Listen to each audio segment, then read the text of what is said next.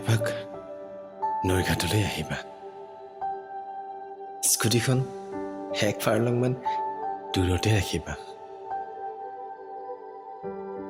মৰমবোৰ আনিবা অভিমানখিনি নেলাগে আজি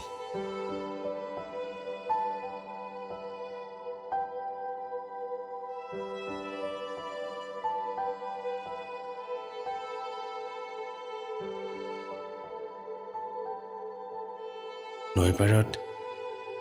নেটৱৰ্ক বেয়া মোবাইল নানিলেও হ'ব কথাকে পাতিম পাৰিলে হৃদয়ৰ কথাবোৰ এখন চিঠিটো লিখিবা বহুদিন